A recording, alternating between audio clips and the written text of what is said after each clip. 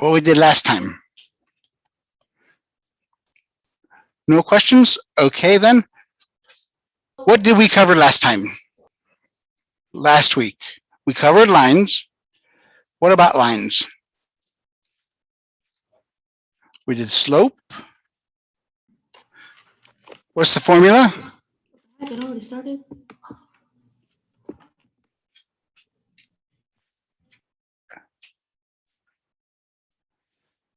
What goes on top? Y2 minus Y1 over X2. Right. What else did we discuss last week?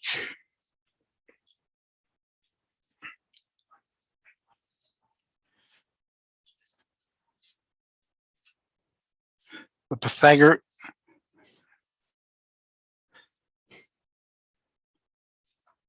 What is the Pythagorean theorem?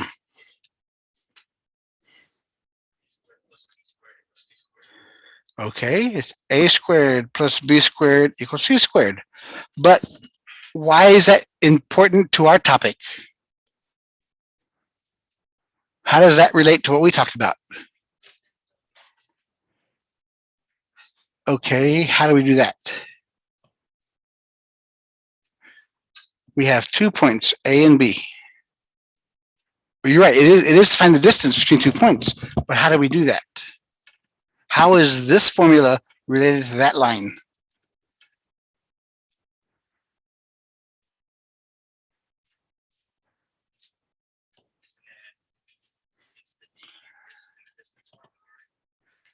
Well, this only works for triangles, right? What kind of triangles? Right triangles. Is that a right triangle? Can we make it into a right triangle? Yeah, if we draw a vertical line through that point, a horizontal line through that point, we have a right angle now. So now we have A, B, and C. So C is equal to the square root of A plus B squared. But now, how does this relate to our formulas? What do we use to define this?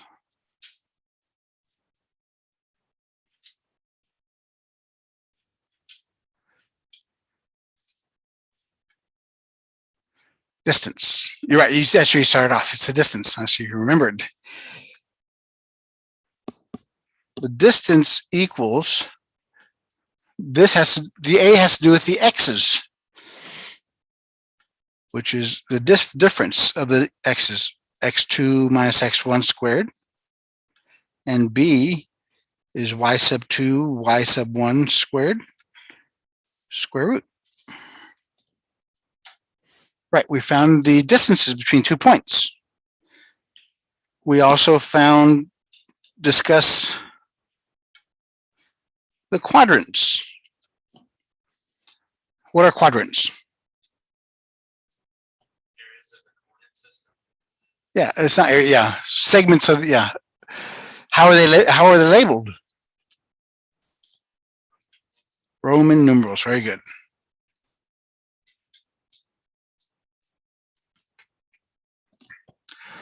Inside our graphing system, what do we plot? Points. What are other names for points? Coordinates.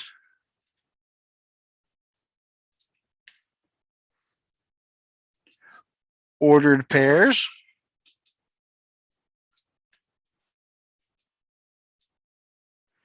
And dots, to be technical.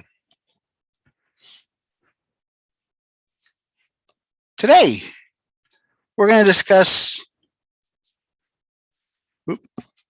midpoints,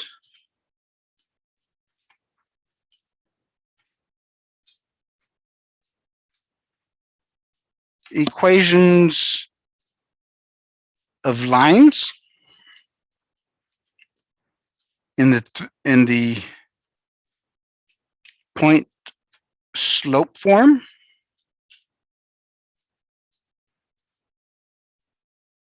slope-intercept form,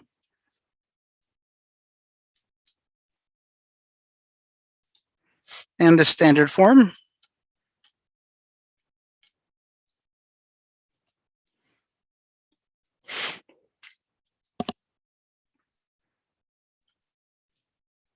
We're going to talk about equations of circles.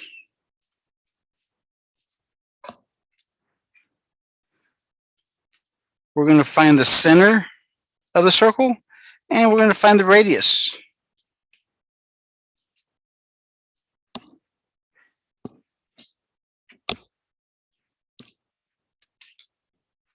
And then we'll talk about functions, relations,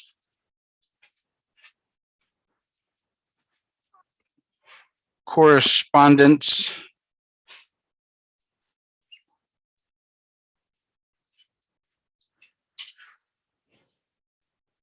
domains, range, the vertical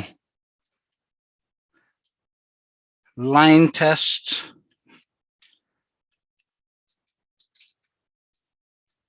perpendicular, and parallel lines. That's coming up. So the first thing we're going to talk about today are midpoints. What exactly is a midpoint? What about the middle? Yes, but what's perfectly in the middle? Yes. The point halfway between two endpoints.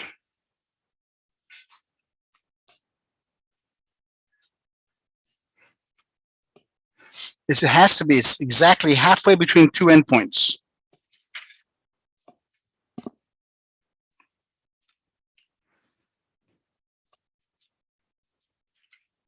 All right. But before we start that, because if you did your homework or looked at your homework, at the top of this page there.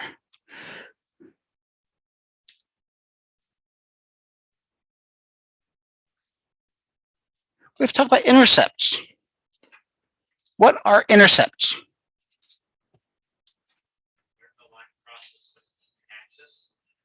Very good. Points where the graph crosses an axis. Because right now we only talk about linear, so it only crosses it once. But then we're going to talk about equations that could cross it multiple times.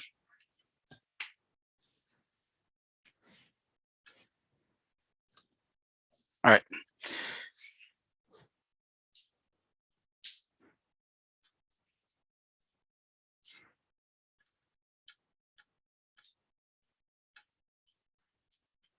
We have 2 points, point C and point D.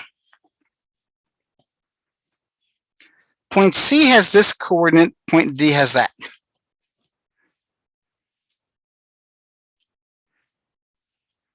If we graph them,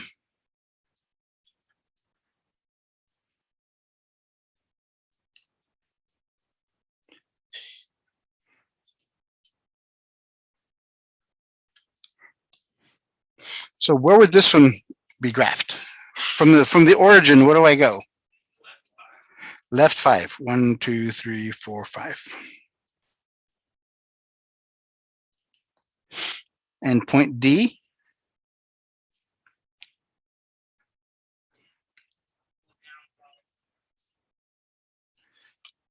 Go up. 1, 2, 3, 4, 5. That's point D. And if I drew a line between them, that's what I'd get. So those are the intercepts. This one is called the the Y-intercept. Why is it called the Y-intercept? Because it crosses the Y-axis. And this point is called the X-intercept because it crosses the X-axis. Duh.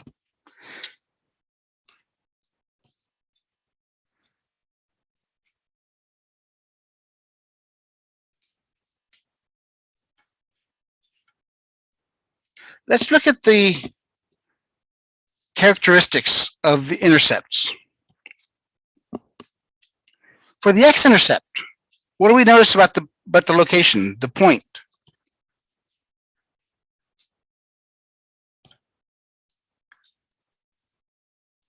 Well, it can cross here also, so it can be on anywhere on the X-axis. Notice how the X-intercept and the Y-intercept, what is unique about both of those? The Y, when it's on the X-intercept, Y is 0. Right, so for the X-intercept, you set Y equal to 0 and you solve for X. So for the Y-intercept, what do we notice? You set X equals 0. And then you solve for Y.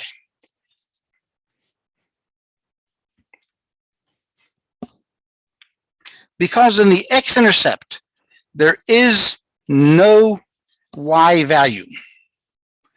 On the Y-intercept, there is no X value.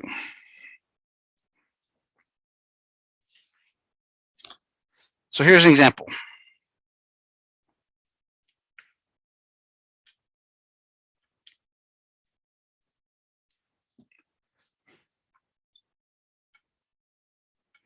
I ask you to graph this.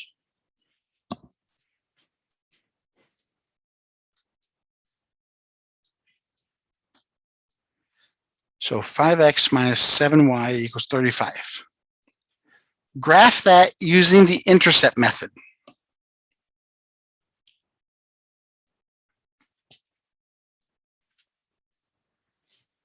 And how do we know we can use the intercept method? Notice the coefficients of x and y. They are both multiples of the constant term. To be able to use the intercept method, the coefficients of x and y must be multiples of the constant term.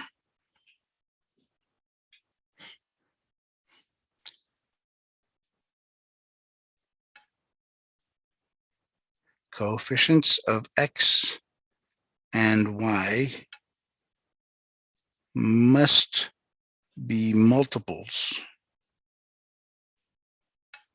of the constant term. What does it mean to be a multiple of? Yeah. So in other words, something times 5 equals 35, something times 7 equals 35.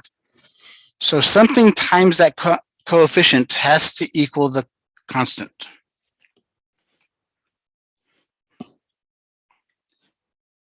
So we have to find the x-intercept and we have to find the y-intercept.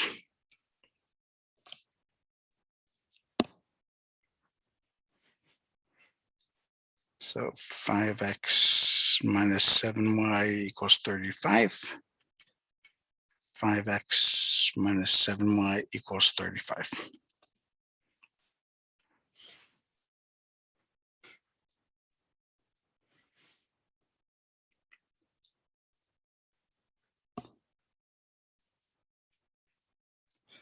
So remember how to find the x-intercept? First step is set y equal to 0.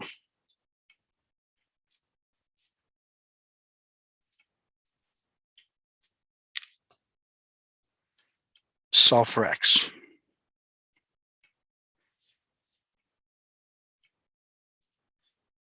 7 times 0 is 0. So we just have 5x equals 35. Divide both sides by 5.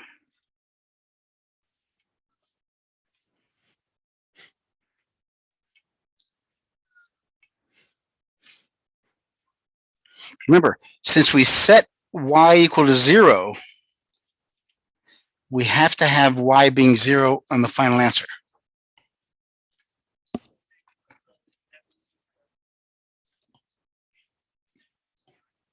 Yeah, and then here, set x equal to 0.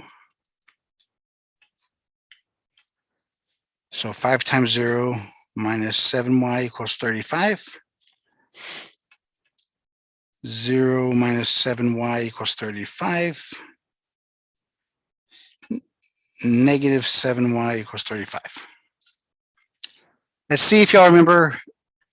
I mean, you could do how you want to, but I guarantee you, if you divide by negative numbers, you're going to mess up eventually really soon. So if you have a negative in front of your coefficient, what do I suggest doing? Just change everybody's sign on both sides of the equal sign. Change the sign of each term. So it now becomes 7y equals negative 35.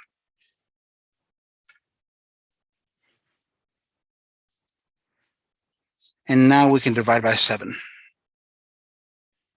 So y is equal to, answer is negative. 35 divided by 7 is 5.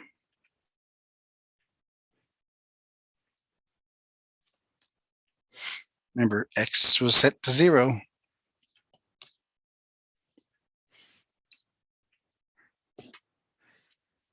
Now, if it works, this is a lot easier to graph this equation.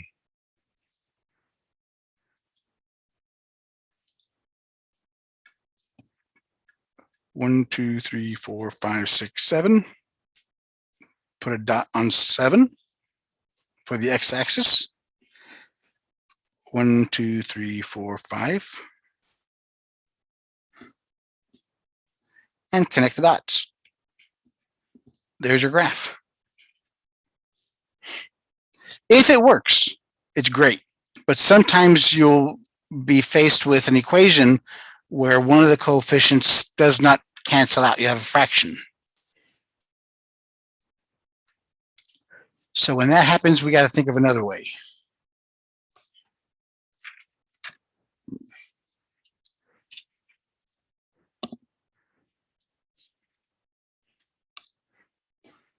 So if that way doesn't work,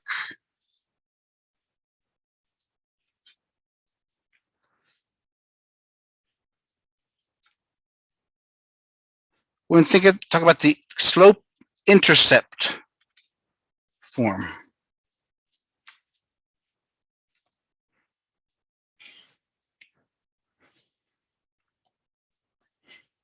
The slope-intercept form is an equation of one of the forms of equations of lines. It looks like this. Y equals mx plus b.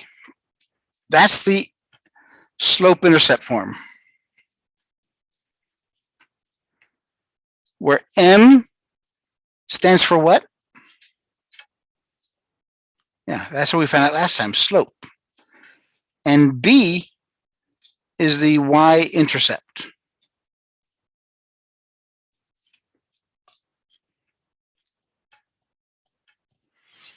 So at 0, whatever that b value is, plot a point at that location. So let's look at the example.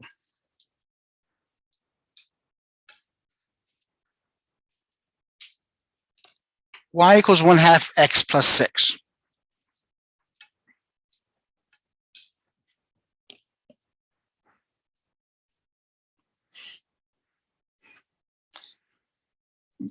If you were to graph this,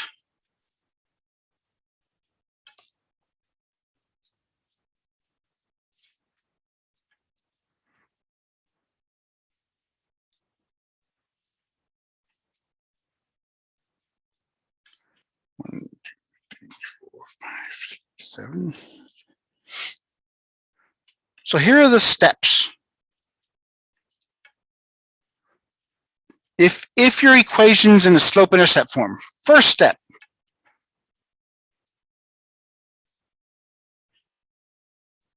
plot the y-intercept.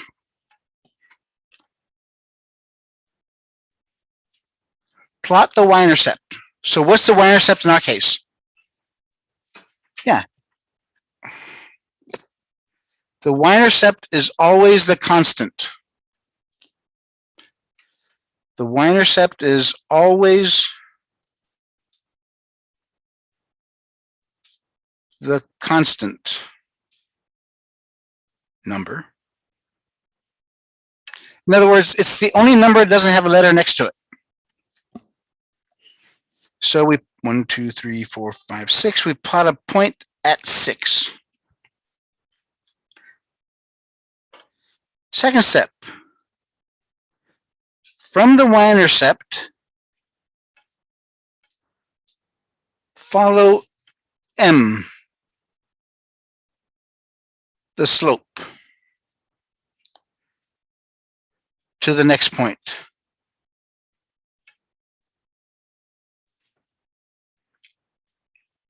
So what's the slope?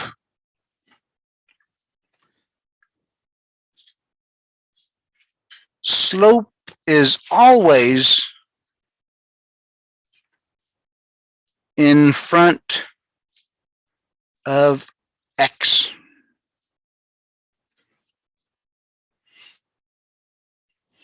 The slope is the number in front of x.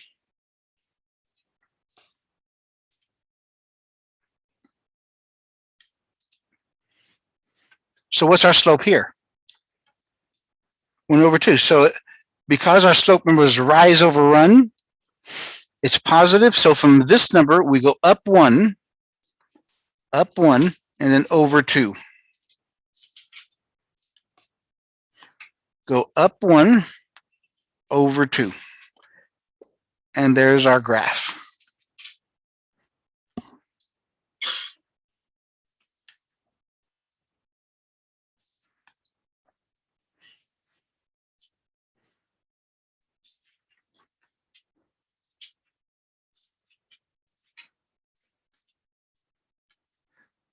So let's look at this example.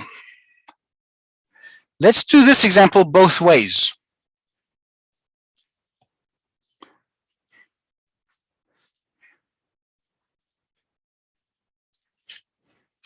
Graph this using both the intercept method and the slope-intercept method.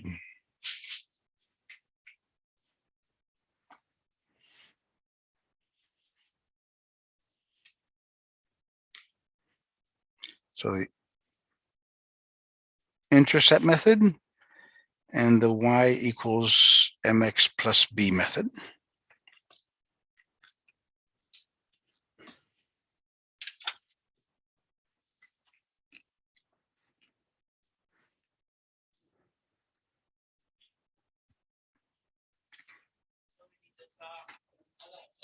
Yes.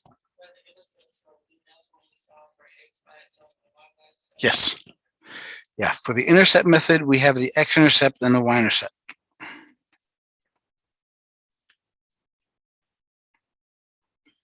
The x-intercept and the y-intercept.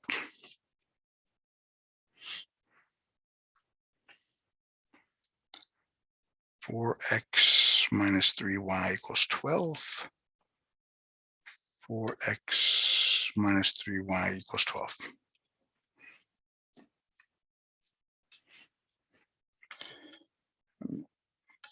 For x minus 3y equals 12.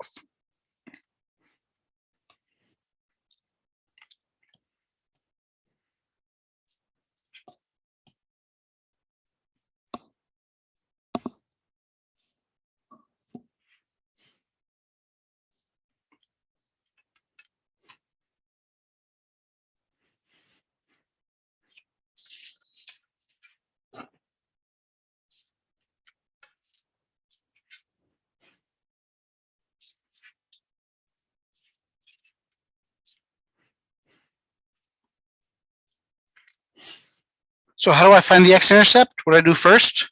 You set y to 0 and Right, so if 4x minus 3 times 0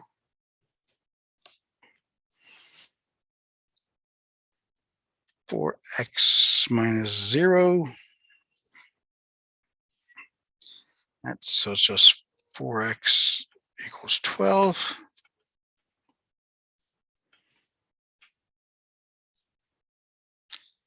Divide both sides by 4. 12 divided by 4 is 3.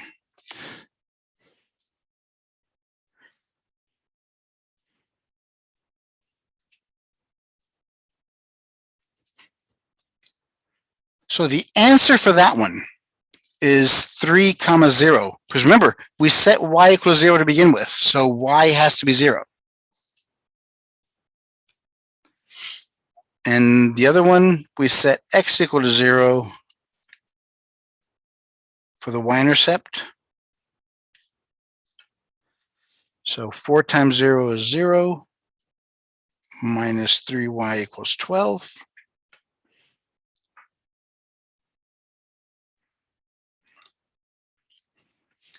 Negative 3y equals 12. What do you do next? Yes, I'm going to beat this into y'all. Change the signs. So we have 3y equals negative 12. And then you do what? Divide by 3. So y is equal to negative. 12 divided by 3 is 4.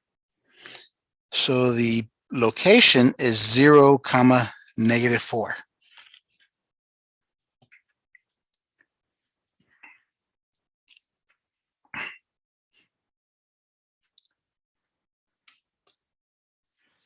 One, two, three, 1, 2, 3, 4.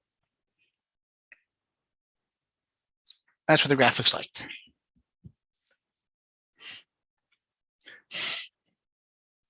Okay, now let's look at the slope-intercept form.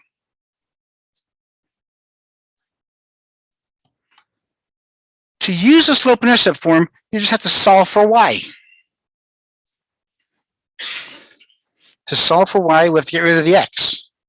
How do we get rid of the x?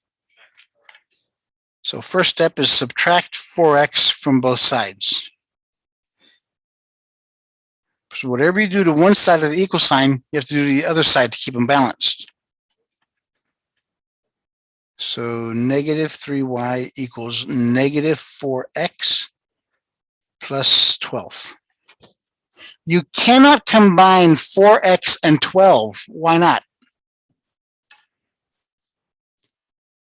Not like terms, exactly.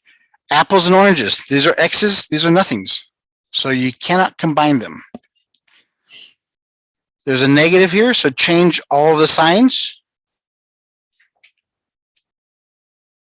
3y equals positive 4x minus 12.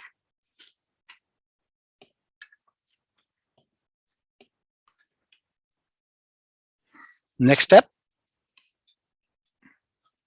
divide each term by 3.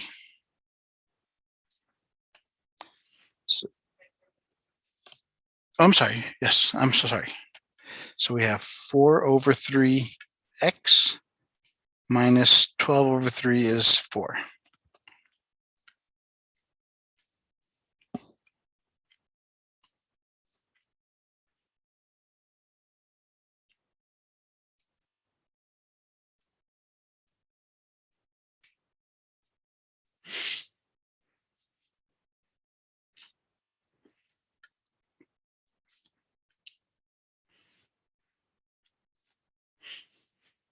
Remember, so this is in the slope-intercept form.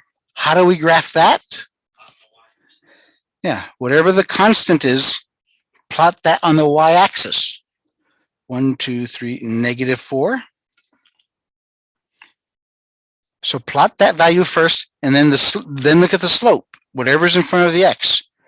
It's a positive, so it goes up. Up 4 over 3. 1, 2, 3, 4. 1, 2, 3.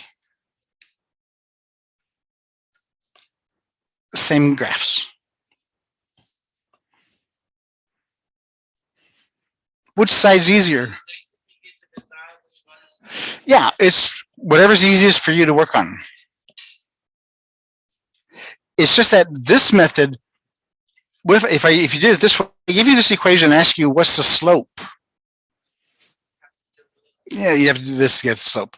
But if it's just for graphing, it's whatever's easiest for you.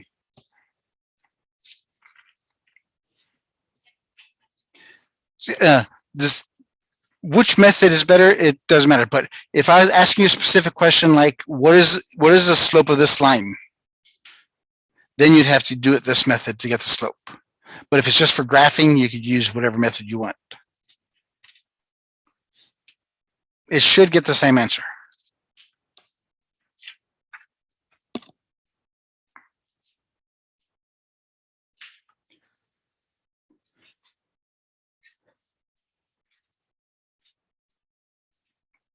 If I give you these 2 points, 10, 9, and 7, -13, what's the distance between these 2 points? Let's review distances.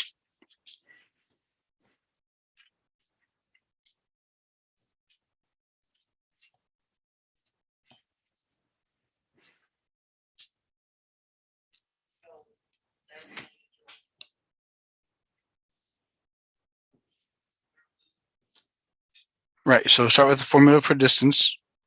Right, that's the square root 1. X sub 2 minus x sub 1, y sub 2 minus y sub 1 squared. But to be safe, what should you always start off by doing?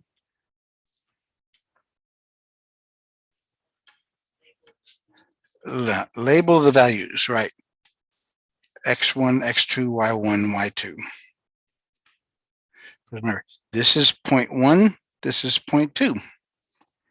This is X1, Y1, X2, Y2. So 10, 7, 9, -13.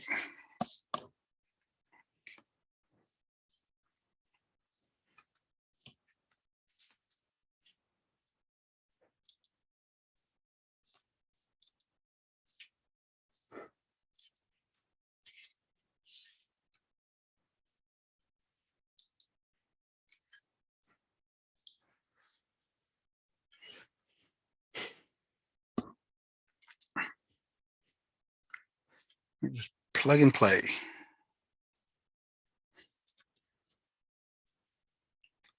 Seven minus 10, -13 minus 9 squared.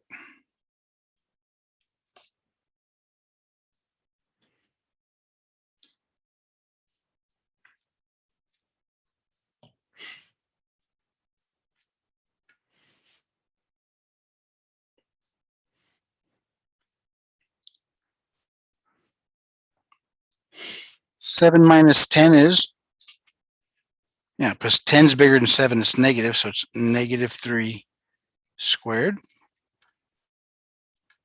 -13 minus 9. Right, so both negative. Keep the sign and add the numbers.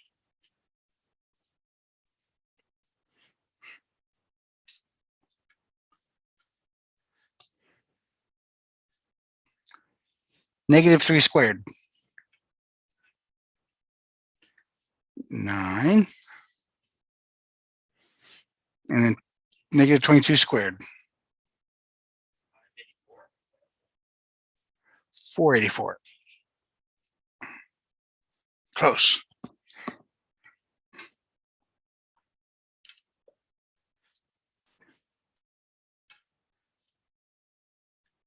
And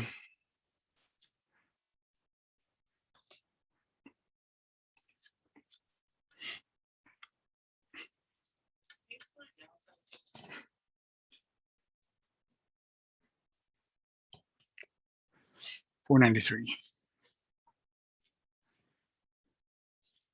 My earlier class had a good question.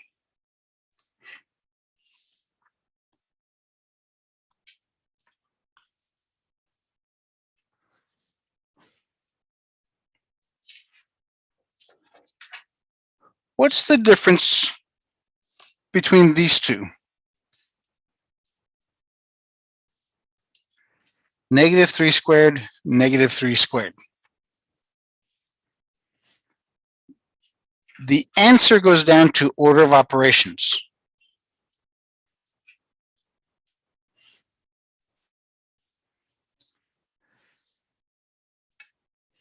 This negative and this 3 are connected by negative 1 times 3.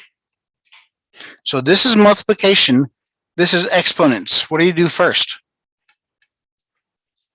Exponents. So 3 squared is, that answer is negative 9. This one is the whole parenthesis is multiplied to itself. So negative times negative is positive. 3 times 3 is 9. So this one's positive 9.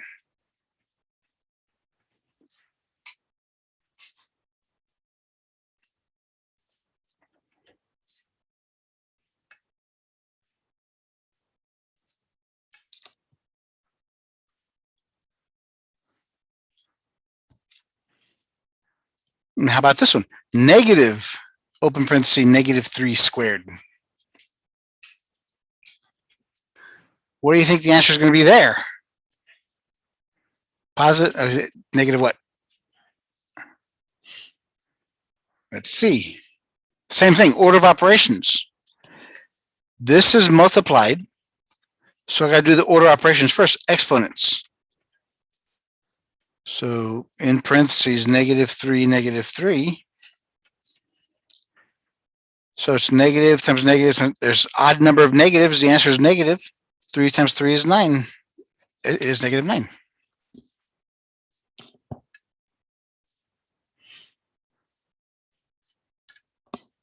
So far, so good?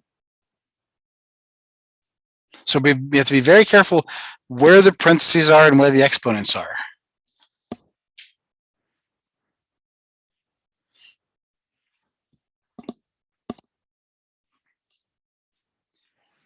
Let's look at midpoints now. So if the distance, yes, because we don't go into putting decimals down or anything, leave it as a radical. And it's not a perfect square, so can't simplify. If the distance, what's the distance? If the distance is square root of 100, what's the distance there? Between 2 points. Square root of 100 is 10.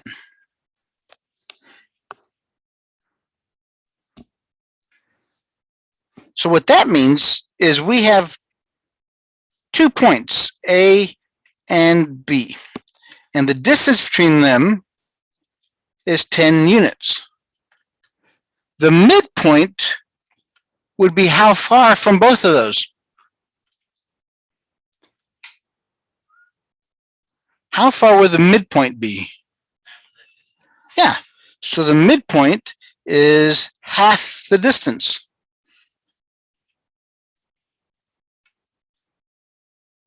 It would be 5 units from A and 5 units from B.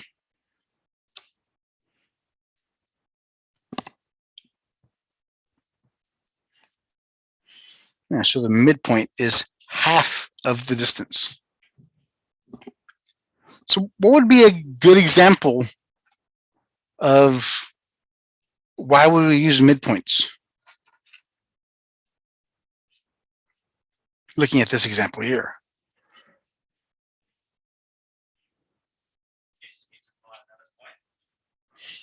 Possibly, but it's in real world. 2 companies have to deliver a package. Is it fair for one to drive further than the other and spend more gas? Yeah, so they figure out how far they are apart and say, okay, we're going to meet exactly right at this point here. So we both spend 5 gallons of gas. It's not going to hinder either side.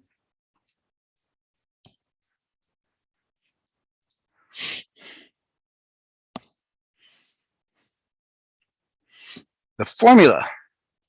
Remember, it's a point. How do we find, if we had numbers, let's say if these were numbers 3 and 10, how would we find the midpoint between 3 and 10? Let me do something easier.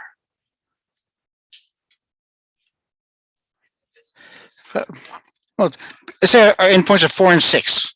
What's the midpoint between 4 and 6?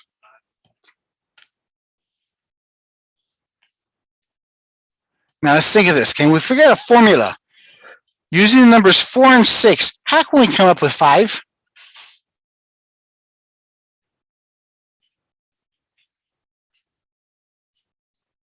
If we just have the numbers 4 and 6, what do we have to do to get 5 as an answer? 6 minus 4, and then divide that by 2.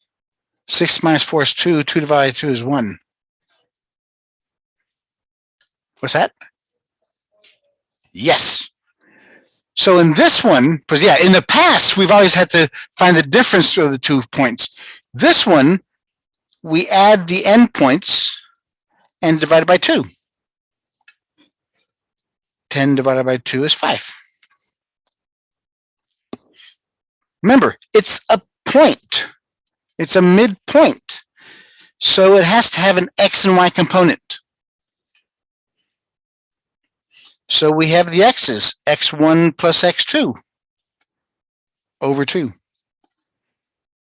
y1 plus y2 over 2. Those are our formulas.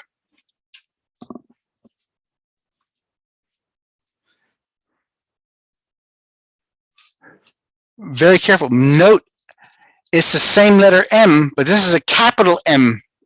Slope is little m. So remember, mathematics is its own language. Let's go back to the first picture we had. Remember we started dealing with graphs? We had our graph that looked like this. 1, 2, 3, 4, 5. 1, 2, 3, 4. We had a dot at 1, 1 and a dot at 5, 4.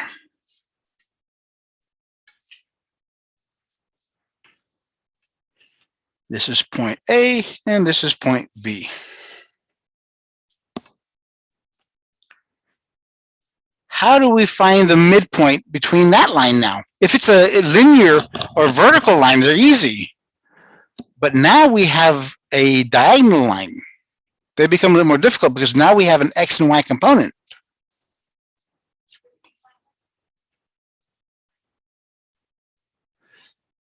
If we found it, okay, that's a good question. The distance we found here was 5. Divided by 2, distance divided by 2. All this tells us is the distance between each of these endpoints. Doesn't tell us the location. Because remember, it's a point. Midpoint is a location. So how do we find the midpoint of the x-axis?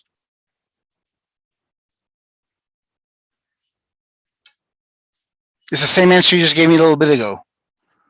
What formula would you use to find the midpoint of 1 and 5? Yeah, 1 plus 5 divided by 2. So the x component is 3.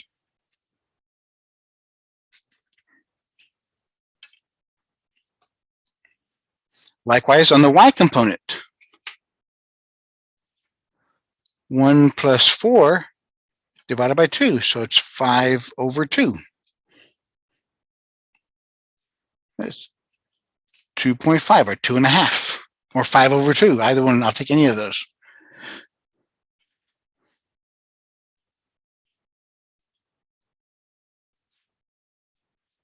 So now we found the specific location of the midpoint.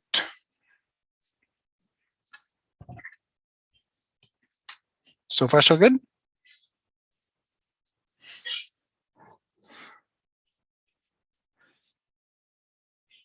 So with those points that we just worked with, find the midpoint of that one.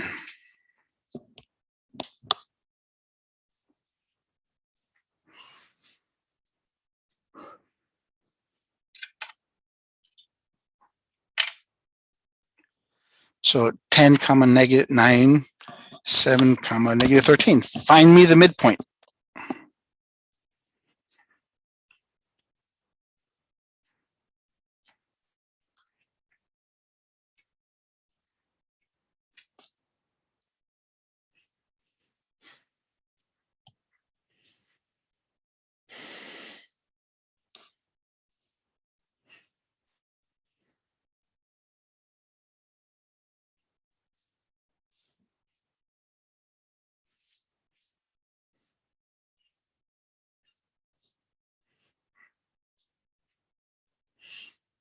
Remember the formula, x1 plus x2 over 2, y1 plus y2 over 2. It's the average of both of them.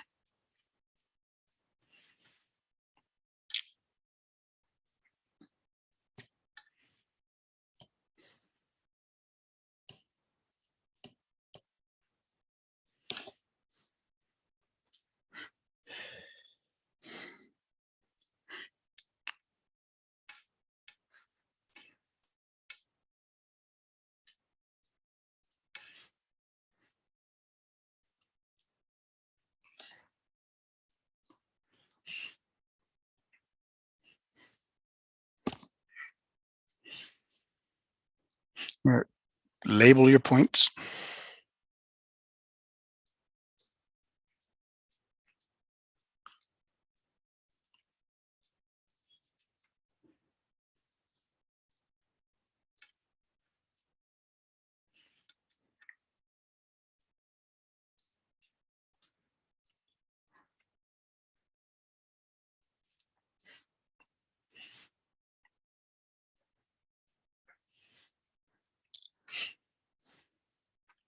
Okay.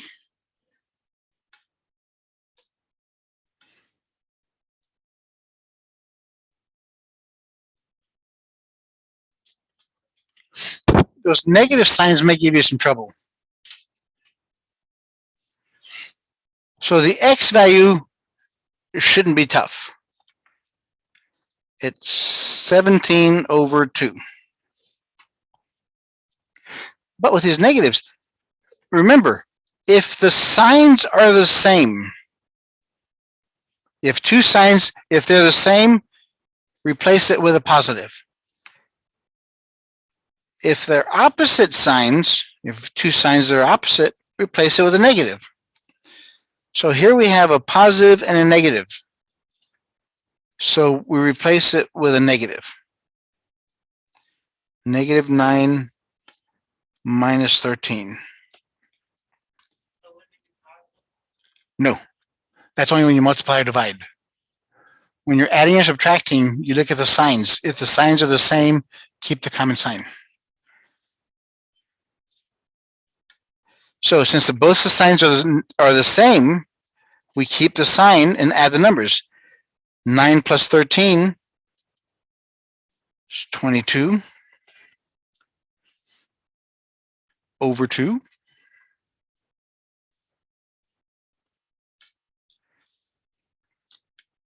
Negative. 22 divided by 2 is 11. So the midpoint between those 2 points is at 17 over 2, or 8.5, 8.5, comma, negative 11. So far, so good? Again, it's all formula based. There's a formula. Once you have the formulas, plug the numbers in, and there you go. Now, This is the part I like of section 1. We're now going to define circles.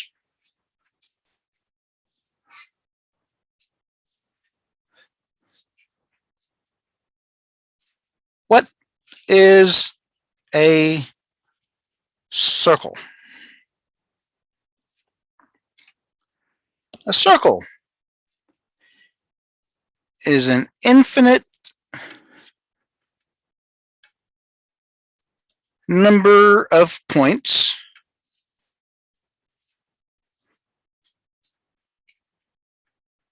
that are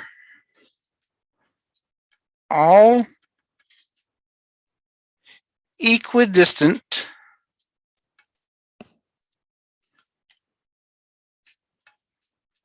from a central center point.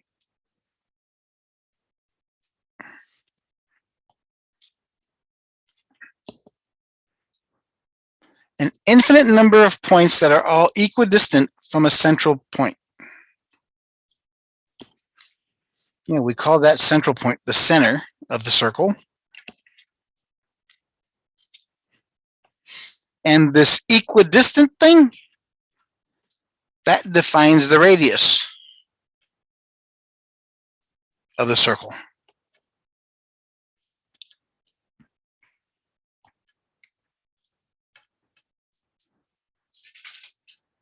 Now, here's the cool part. We're going to define circles using triangles.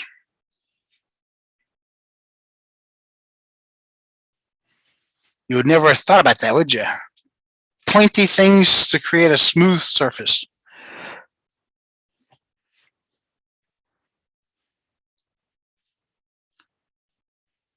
Okay, let's pretend in this one, our center is the origin. And I'm going to use this. Any point I make is going to be, whoops, that creates a right triangle. And if I do it over here, same thing. I put a point there.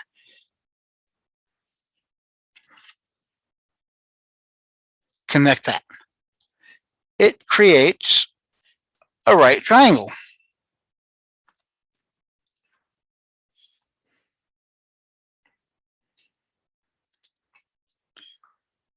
Another point there. Creates another right triangle.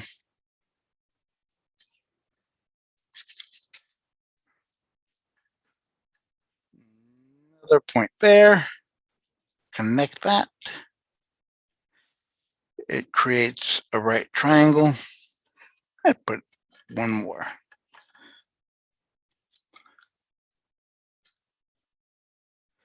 It creates a right triangle. So I see all those right triangles. Remember, the definition said that an infinite number of points. If I keep on doing this, eventually, if I connect all these dots, I've just created a circle.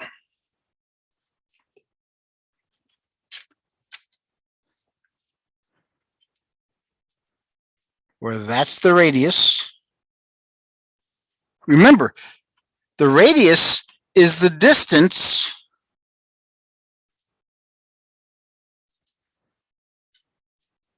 from the center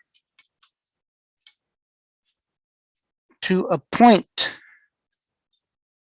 on the circle.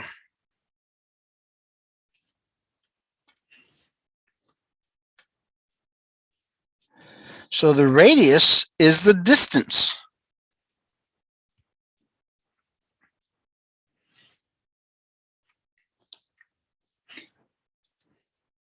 Remember, when we had a right triangle between 2 points, the hypotenuse was the distance between 2 points. So these are the hypotenuse of the circle, of the triangles that create a circle. So we have the distance formula.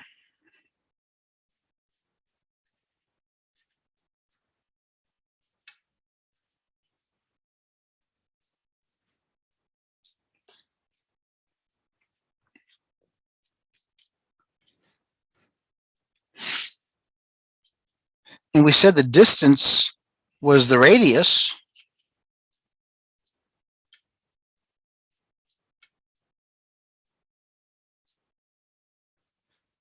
Y2 minus Y1.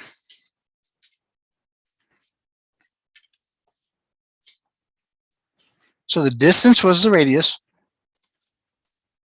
but it's from the center, a fixed location. The only fixed location is there. So the center is our x1, y1. The letters we use are H and K.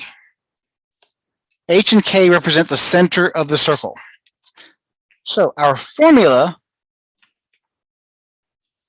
looks x minus h squared, y minus k squared. There. There's your formula equation of a circle.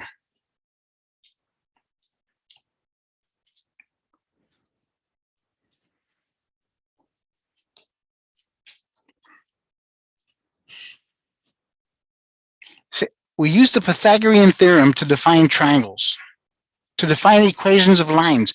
Now we're using the same formula to define equations of circles. That's amazing. So what if the radius was 4 and the center was at 3, 5? Find me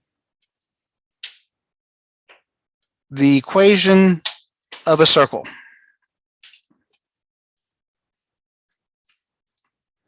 Find the equation of a circle with that information.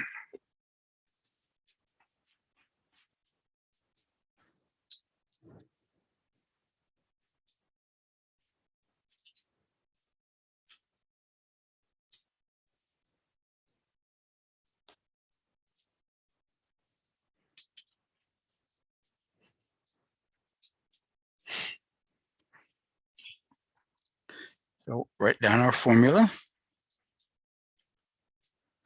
X minus h squared, y minus k squared. Remember, the center, what letters do we use for the center? HK, right? So R is 4. X minus 3 squared. Y minus 5 squared. There's our equation.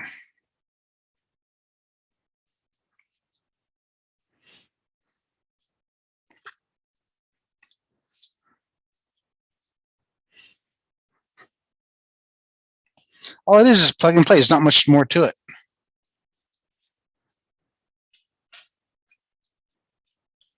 We can work backwards. What if I give you the equation, ask you to find the radius and the center?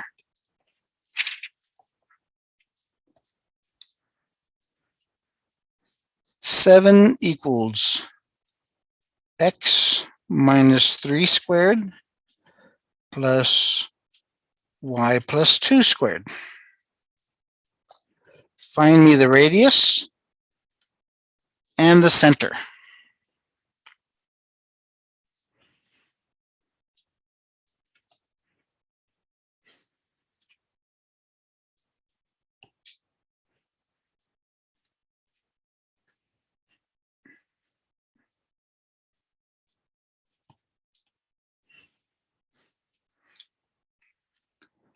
So what's the radius? The center?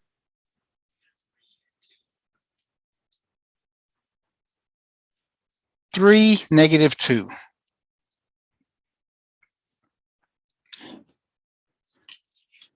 Remember, look at the last one. Our center point was 3, 5, right? So in the equation, it's -3, -5. So it's always going to be the opposite of whatever sign you have inside the parentheses. That's a -3, so the answer is 3. It's a +2, so the answer is -2. So always, the points are always going to be opposite of the sign inside the parentheses of the equation.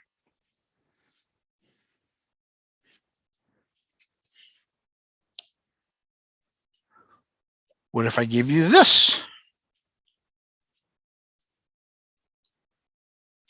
What's the radius and the center here? 5 equals square root of x squared plus y squared.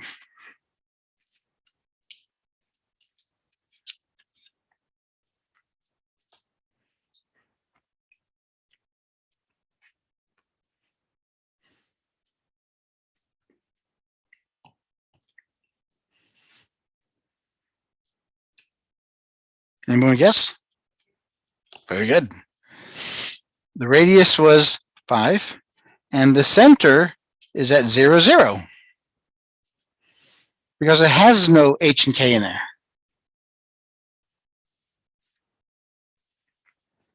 Okay.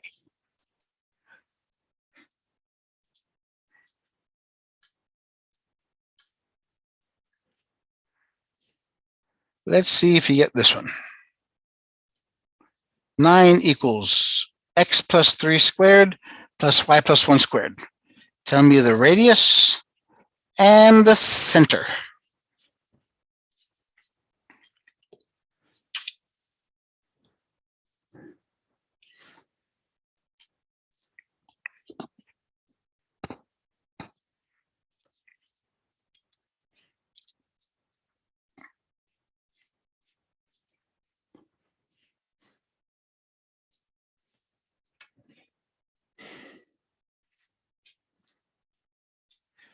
Who wants to take a stab at this?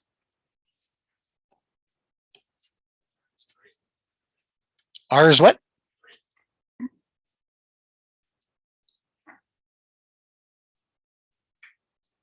And then what's C then?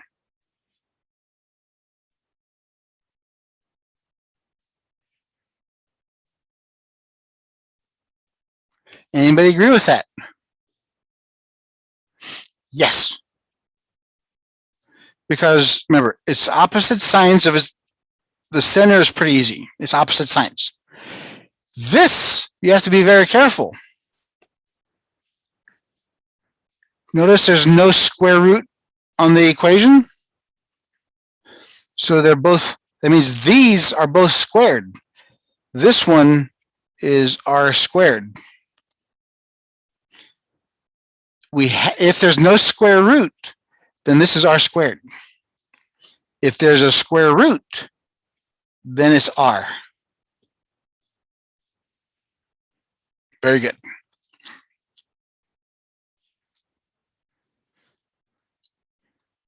So be very, very careful, vigilant, be careful, watch the equation. Now let's graph these. We've graphed lines.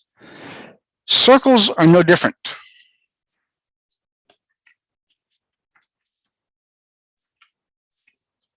Actually, let me give you one more of these. 25 equals x squared plus y minus 4 squared. Do the radius.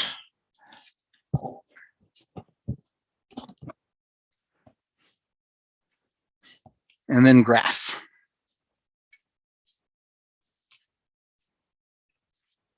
Because in order to graph, you have to find the radius in the center. The radius in the center.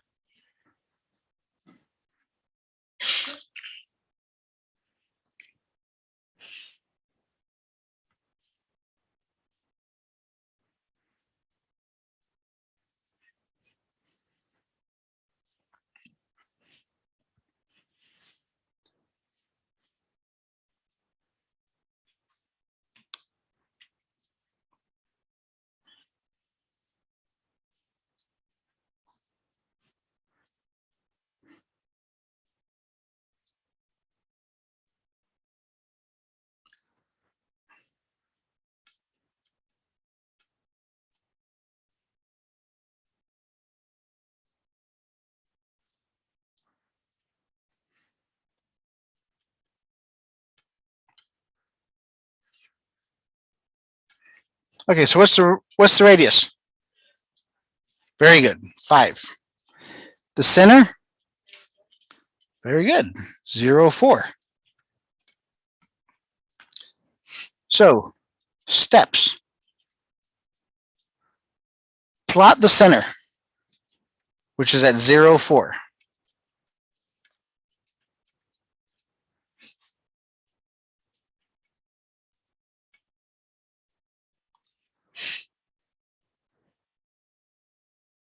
From C, move up, down, left, and right are units. So from 0, 4, move to the right 5 units, put a dot. Go down 5 units, put a dot. Go to the left 5 units. 1, 2, 3, 4, and go up 5 units.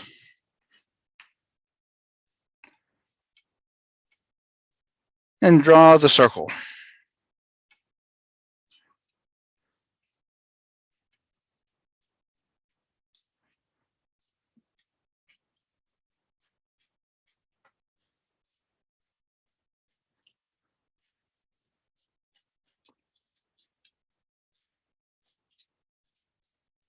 And draw the circle. There you have it.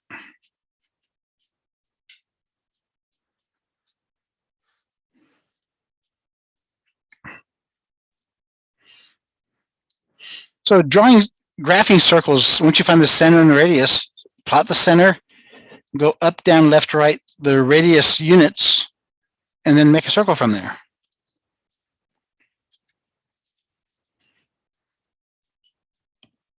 So that's pretty cool because we defined all this stuff from the same equation.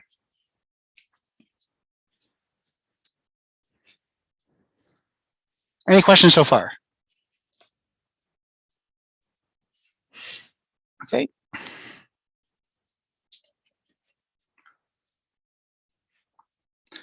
Let's look at slopes again.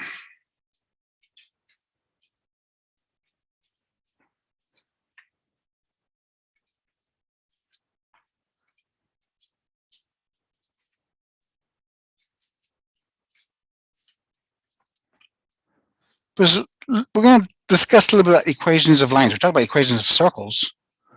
What can you tell me about these? What's the slope of this one? What's the slope of this one?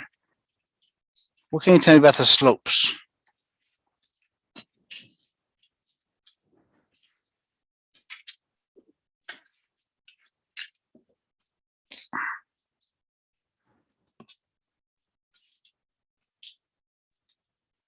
This one is what? Ooh, what's another name for indefinite? You're right, it's going to infinity. Starts with a U.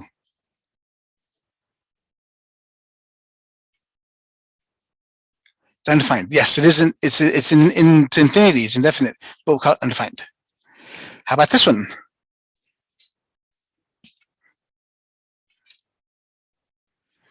This one's positive. This one's negative.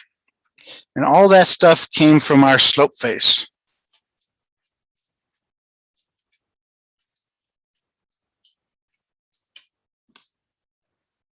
If it's up and down, it's undefined. If it's left and right, it's 0. If it's going up to the right, it's positive, down to the right, it's negative.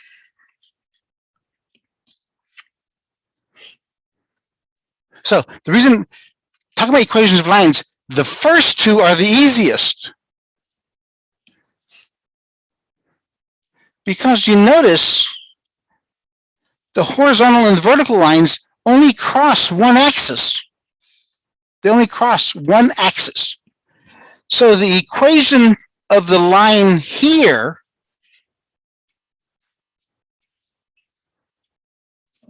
is simply x equals -5.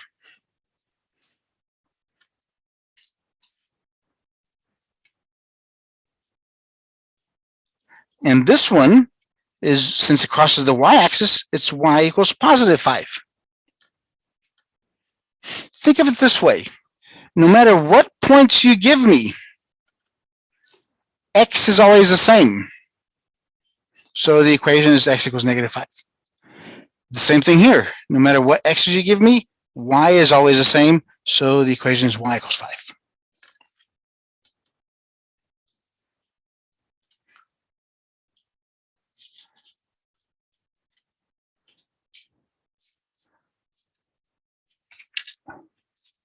So if I give you this, here's a point. Find me the equation of the line horizontal and vertical.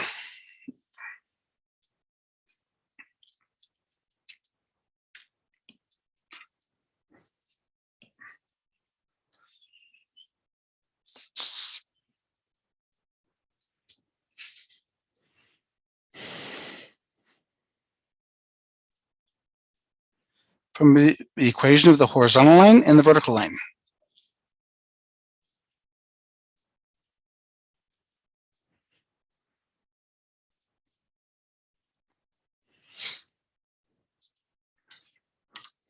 Remember we just looked at. What kind of line is this? Is it horizontal or vertical? This is vertical. Vertical lines have undefined slope. Vertical lines have just the x value.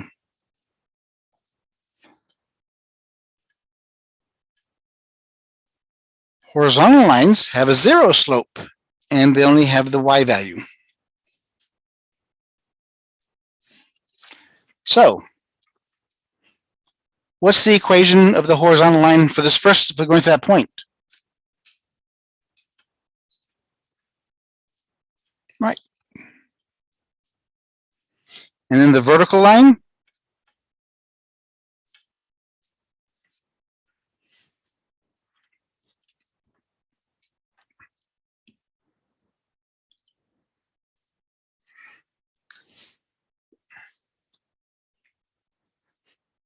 So it's horizontal and vertical, just those components.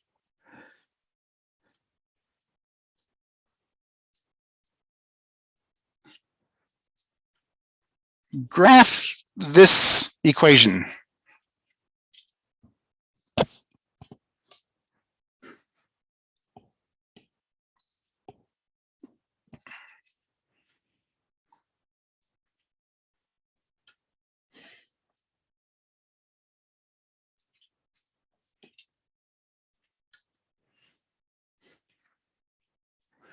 What kind of graph is it going to be?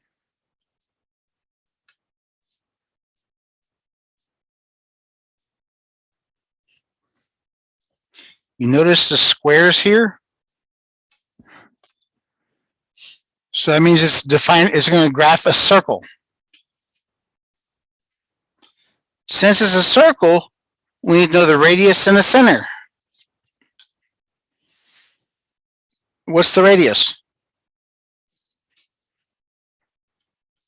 2. How do we know it's 2? Because it has no square root. What's the center? Very good. 0, 0.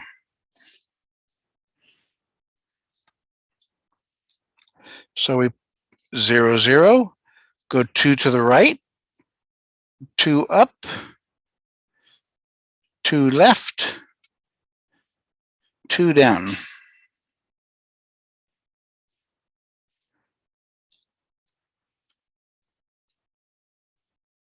And connect the graphs.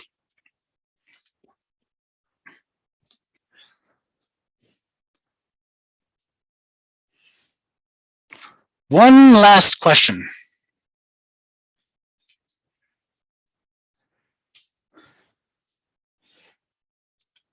It's going to be find me the equation of a circle.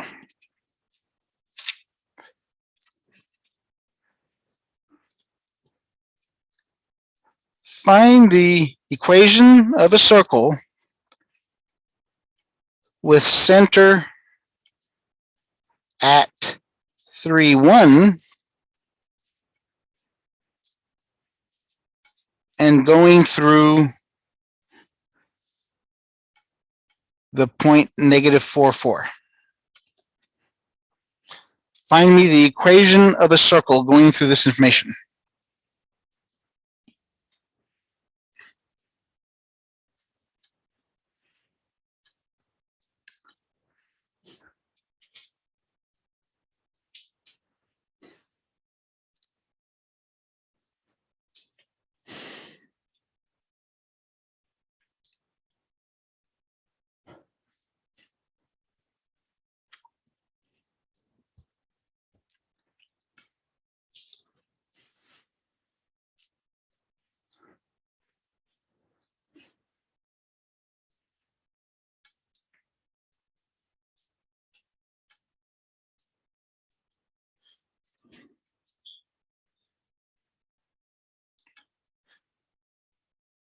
So start with what you know. We know we're looking for an equation of a circle. That's it. We have the center. That's HK.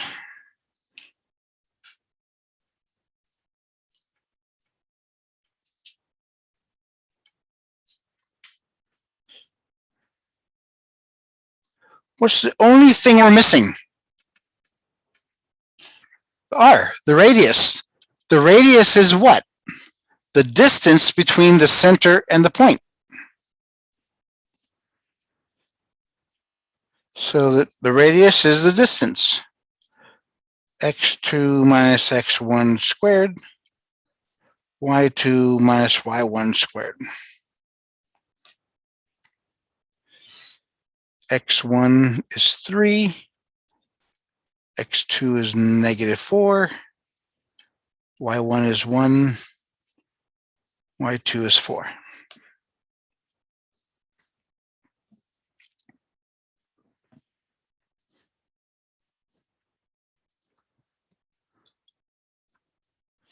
So we have x2, it's -4 minus 3, 4 minus 1 squared.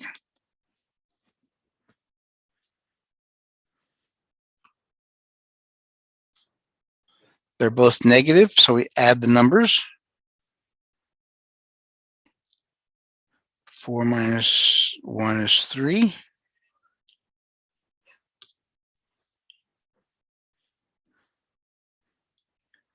-7 squared is 49. Plus 9, square root of 58. That's my R.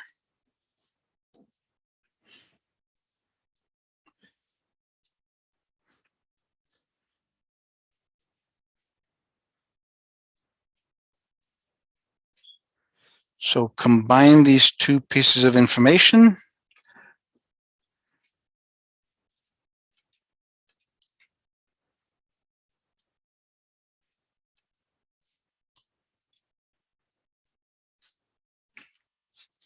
And there you have it.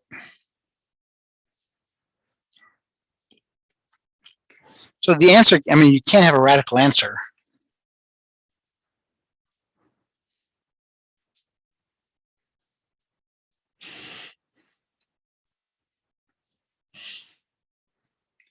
So that covers all the material in 1.1.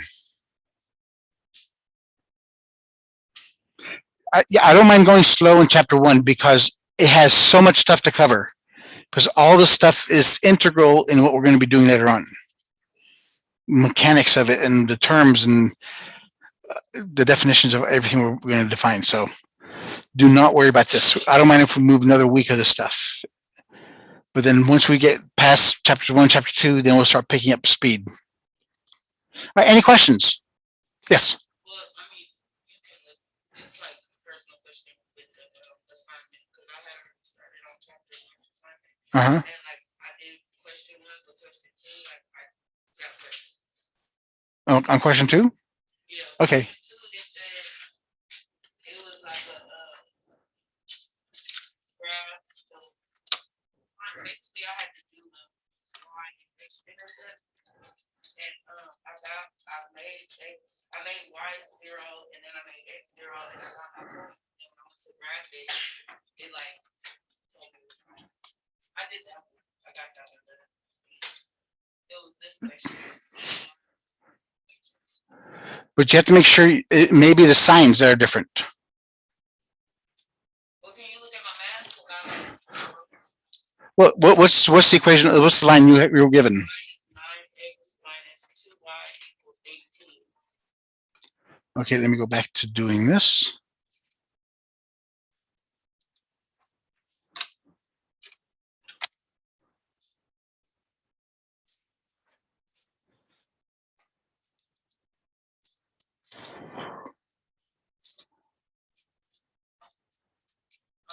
There. No, I don't want that. There. So let's do the intercept. 9x minus 2y equals 18.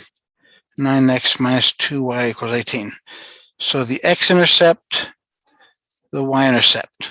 So the x-intercept, get rid of the y. Divided by 9. So x is equal to 2, which is 2 comma 0. The y-intercept, get rid of the x. Oh, that's what I did wrong. I still might not be wrong. Divide by 2. So y is negative 9. So it's 0, negative 9.